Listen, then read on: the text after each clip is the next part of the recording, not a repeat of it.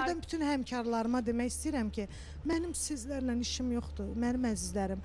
Mən çox yəni samballı qadınam. Mənə yaraşmaz. Yəni bundan sonra danışmayacaqsan, hə Kəmalə? Yəni sual da verirsiniz, görürsünüz belə də, yəni bundan sonra Kəmalə danışmayacaq. Mən istəmərəm. Yəni Tərənə xanımla mən özüm zəng elədim ha, həmin günü efirdən sonra mən təzyiqim oynayır. Mən artıq 40 yaşında bir xanımam. Bu gün səhər elçi gedirəm, qız axtarıram.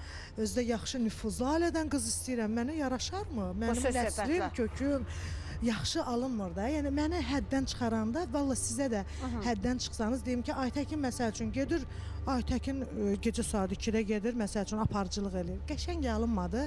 Amma buradan mən Tərənə xanıma da sonra danışdım, özüm yığdım. Dedim Tərənə xanım, siz bilirsiniz, siz toya gəlmisiniz. Mən ayağa durub sizə mikrofonu vermişəm. Mən belə ürəyin sahibiyəm. Çünki siz mən doğrudan da yox, orada bəzi sözlər də efirdə deyilib. Yenə mən ona gəlmək istəmirəm. Mən məhkəməyə valla mən Nərmanov rayonunda yaşayıram, hazıram. Mən orada ümumiyyətcə danışığımı bilən qadınam. Mən ümumiyyətcə ağzımdan çıxan hər bir kəlmələri bilirəm. Hamı bilməlidir. Qumral yaxşı qızdır.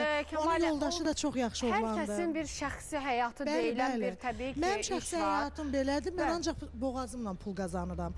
Mən şamil eləmişəm ki, yəni ayıbdır da, danışmayın. Orada bəziləri, çoxlarına sual verib, Tolik. Tək Qumrala verməyib.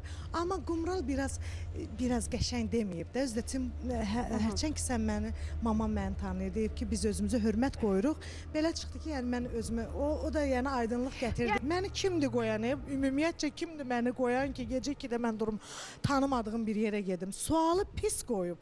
O sual, mən dediyim baş, mən deyirəm həmdən həmə, bunlar deyir dəmdən dəmə. Xahiş eləyirəm.